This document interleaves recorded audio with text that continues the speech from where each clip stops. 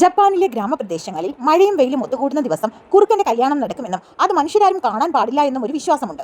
ഒരു നാളെ കൊച്ചു പയ്യൻ വെയിലും മഴയും കൂടിയ ദിവസത്തെക്കുറിച്ച് അമ്മയോട് ചോദിക്കുമ്പോഴേക്കും ഇന്ന് കുറുക്കന്റെ കല്യാണമാണെന്ന് അമ്മ പറയുന്നു. എന്നാൽ അതിനെക്കുറിച്ച് കൂടുതൽ അറിയുന്നതിനായി അവൻ അമ്മ അറിയാതെ കാട്ടിലേക്ക് പോവുകയാണ്.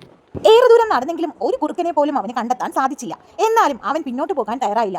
ഒടുവിലതാ ദൂരെയായി എന്തോ ഒരു ശബ്ദം കേൾക്കുന്നു. പേടിച്ചു വിറച്ച കുട്ടി പെട്ടെന്ന് തന്നെ ഒരു മരത്തിന് പിന്നിൽ ഒളിച്ചു. അപ്പോഴതാ ദൂരെ നിന്നും തൂക്കുവിളക്കുകളും കയ്യിൽ പിടിച്ച് വിഭിന്ന വേഷങ്ങൾ അണിഞ്ഞ് മുഖംമൂടി അണിഞ്ഞ് ധാരാളം കുറുക്കന്മാർ അതുവഴി കടന്നു വരുന്നു.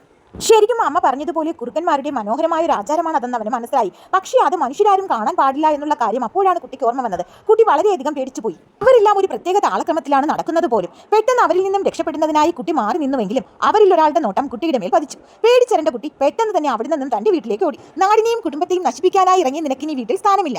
നീ പോയി കുറുക്കന്മാരോട് മാപ്പ് ചോദിക്കണം. അവർ നിന്നെ ജീവനോട് വിടുകയാണെങ്കിൽ മാത്രം നീ ഇനി ഇവിടെ തിരികെ വന്നാൽ മതി, അമ്മ പറഞ്ഞു. ഭയന്ന് വിറച്ചിട്ടാണെങ്കിലും അമ്മ പറഞ്ഞതനുസരിക്കാതെ മറ്റു മാർഗമില്ലെന്ന് മനസ്സിലാക്കിയ കുട്ടി കുറുക്കന്റെ കൊട്ടാരം അന്വേഷിച്ച് യാത്രയായി. ദൂരെയായി മഴവില്ലുകൾക്ക് താഴെ അവൻ ഒടുവിൽ ആ കൊട്ടാരം കണ്ടെത്തി. അവനെ കണ്ടതും ധാരാളം കുറുക്കന്മാർ അവനെ ആക്രമിക്കാനായി പാഞ്ഞെത്തി. അപ്പോഴേക്കും രാജാവും രാജ്ഞിയും രാജകുമാരിയും എത്തിക്കഴിഞ്ഞിരുന്നു. തങ്ങളുടെ വിവാഹ കാഴ്ച കണ്ട് തങ്ങളുടെ ആചാരത്തെ ലംഘിച്ച ഈ കുട്ടി സ്വയം മരിക്കണമെന്ന് രാജാവ് തീരുമാനിക്കുന്നു. എന്നാൽ ഇതൊക്കെ കേട്ട് നിസ്സഹായ അവസ്ഥയിലായ ആ കുട്ടിയുടെ കണ്ണുനീർ കണ്ട് രാജകുമാരിക്ക് അലിവ് തോന്നുകയും രാജാവിനെ പറഞ്ഞ് സമ്മതിപ്പിച്ച് കുട്ടിയെ തിരികെ തന്റെ വീട്ടിലേക്ക് അയക്കുകയും ചെയ്യുന്നു. അങ്ങനെ ആദ്യമായിട്ടാണ് കുറുക്കന്റെ സാമ്രാജ്യത്തിൽ നിന്നും ഒരാൾ തിരികെ വീട്ടിലേക്ക് മടങ്ങിയെത്തുന്നത്.